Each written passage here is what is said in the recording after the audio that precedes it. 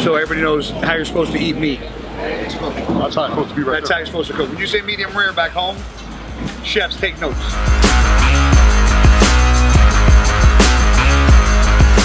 Cheers.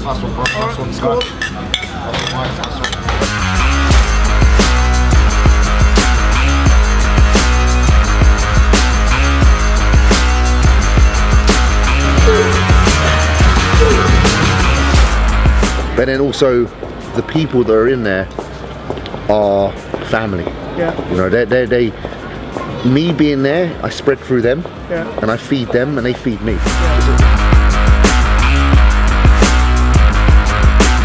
As Branch said, I learned the last time I was in Sweden. You know, I was there, jet lagged, tired. It was the second day we were there. Branch told me to take it easy. Tried doing squats, warmed up 135, threw my back out, ruined my whole fucking week there. So, as you know, Branch is advocated training, balls to the wall, heavy as fuck.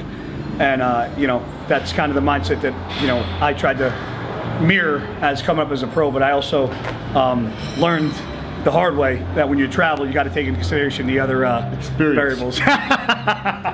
Young whippersnapper. Experience. Old young grasshopper. Silverback. Young chimp. That's something I think you need to capture, like today and going forward. Yeah. Is like the struggles he's having, just finding the proper food and getting all the proper food in. You know, man, because with the schedule we have.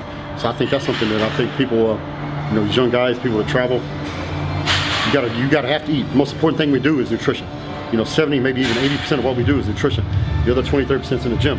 Well, no matter where you're at in the world, you can find a gym and lift weights. Can you find the proper food and get enough of the proper food?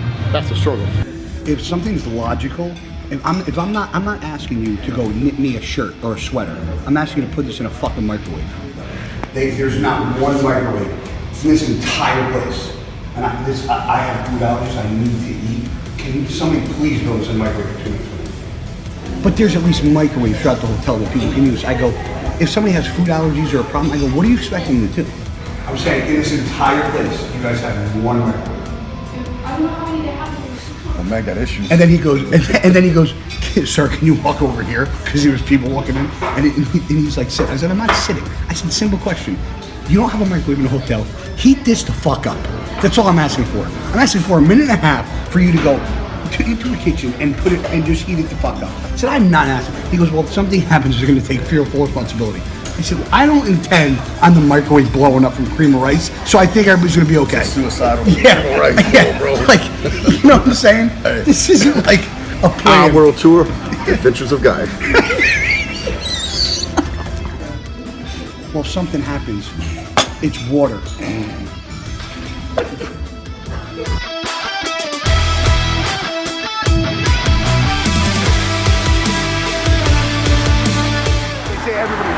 Notice how they call everybody a legend? Oh, legend, mate, you're a legend. Like if they say like, you're a good guy, or like, thanks, you did something good. Oh, mate, you're a legend.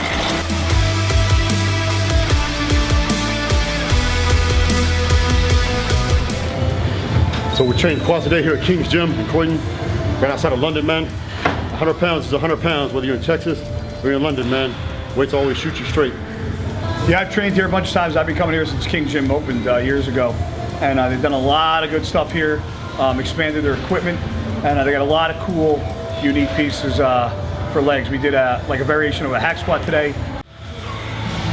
Still out working them, baby. Come on. Still out working. Come on.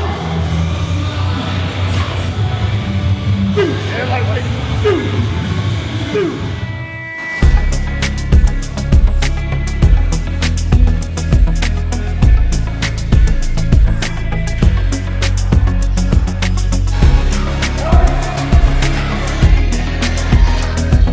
A variation of a power squat machine. They got a pretty crazy leg press that had a unique angle to it. So I mean, when I travel, me and Branch were talking the other day, I tend to stick to more machines, only because you can do dumbbells and barbell stuff anywhere you train or you travel to. So when you come to different gyms, especially over the country, they got different pieces of equipment that you usually don't see over here in the States. So I like to try out different pieces of equipment, get different angles, and work the muscles a little differently. So we definitely got it in. Did a lot of heavy sets, a lot of drop sets.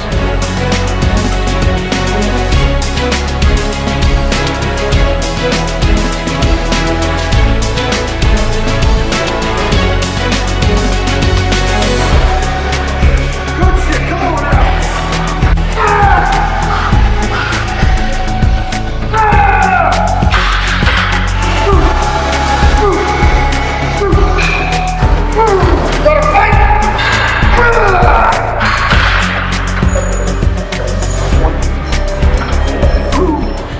push blood into the quads today. So it was a pretty badass workout.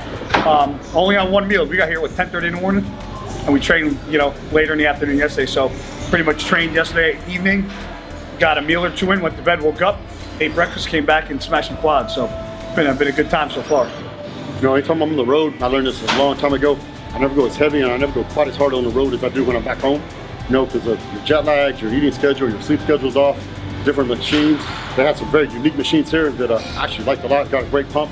But you know, I scaled it back a little bit just because you're in a different environment, because all the factors I previously mentioned, you don't get injured.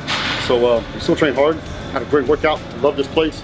This is one of the few places left in the world, man, you can still come, you still kill it, and I encourage it.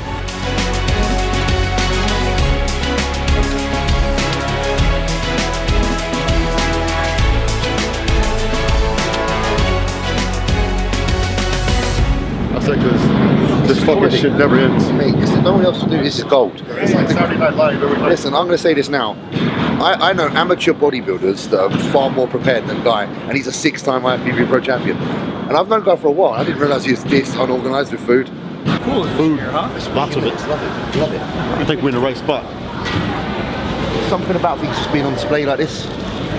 I know, so I literally just took a video and I sent it to Evan because you know he loves the shit. Yeah. He loves the market. I know. I genuinely. Yeah, cheeses. So this is Borough Market. Yeah, Borough Market. You know, you've got dairy products, meats, preserved meats. He's got tube sausage, brother. We call these tube steaks, guys. They've kindly donated this, and that's a branch. Did they know branch was coming? Yeah, thank you, man. Nice one, brother. There's all of you, isn't it? Yeah. So, I can see that. thank you, man. Appreciate that, brother. These your burgers. So what meat do you use? Is it from British Farms? It's on our own farm. So it's your own one in Norfolk. So whereabouts is that? Leicester. Leicester. Oh, brilliant. Huh? Own beef, yeah. Rare beef cows. That's how I grew up. We raised our own beef. Guy, how bad do you want it, bruv? How bad do you want it, bruv? How bad do you want it? What do you mean? How bad do you want to win? What the fuck does it look like I'm doing? I was told. Left at the last minute. First of all, I told. No, I didn't. Wait. Because this guy holding the camera asked me 2 weeks ago for my meals, and I gave them to him. And then the day before I came, he goes, "Oh, why don't you ask James if he has a?" I go, "Weren't you supposed to take care of this?" Next time, Guy's just coming over to my house and he's just going to cook at mine. We're going to save him all the effort. Whoa. Looks pretty good, man. What is it? Hamburger. Time looks Just good, bread eh? bread and meat? So everybody knows how you're supposed to eat meat. That's how it's supposed to be right That's there. how you're supposed to cook. When you say medium rare back home, chefs take notes. It needs to be moving still. I'm taking it to go. Yeah, we're just saying places like this, the ambience is really good. There's a lot of colour, there's a lot of different things.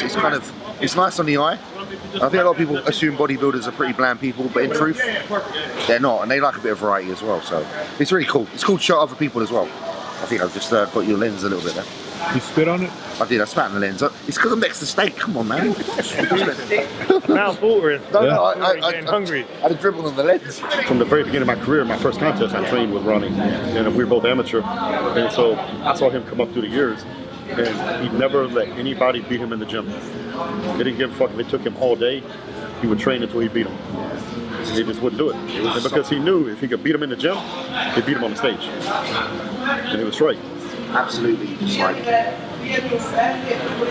it's inhuman the level of discipline that someone can have, but also at the same time, you know that he enjoyed that. I enjoyed seeing himself create distance between him and others. The further he could be in front of others, the better he felt. Well, think about a race. It's the same thing. It is exactly that. Smaller people are behind you, the better you're doing. Because you know what though, I think all athletes, I don't care if you're a boxer, MMA fighter, football player, bodybuilder, whatever, I don't think any of them come from wealthy families, well-to-do families. You don't. Almost across the board, most athletes come from lower middle class or poor, families.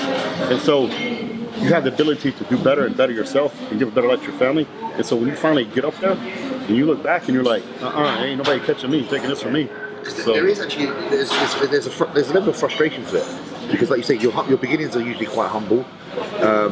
You've pulled yourself out of a hole that could have been otherwise one that you never got out of if you were not kind of willing enough to see that it's possible. Because a lot of people don't see it possible. A lot of people are in a hole and think, I'm never getting out of this.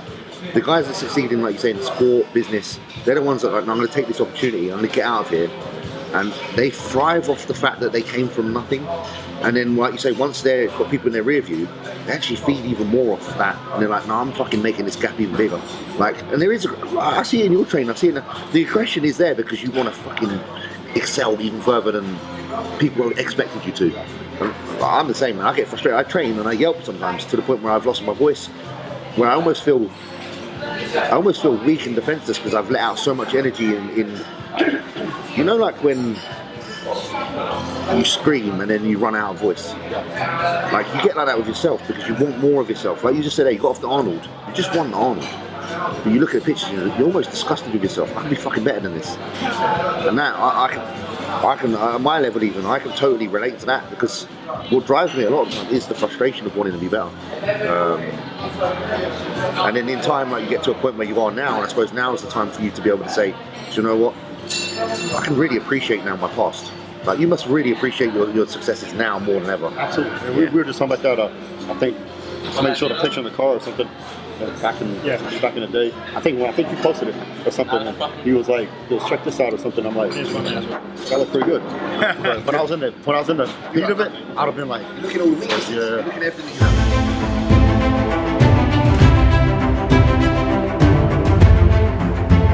I think over the next 2 weeks, and as this Iron World Tour progresses throughout the year, I think you're really going to see different countries, different places, language barriers, things like this come into play. So finding food is very difficult. You can still do it, but you got to put forth some extra effort.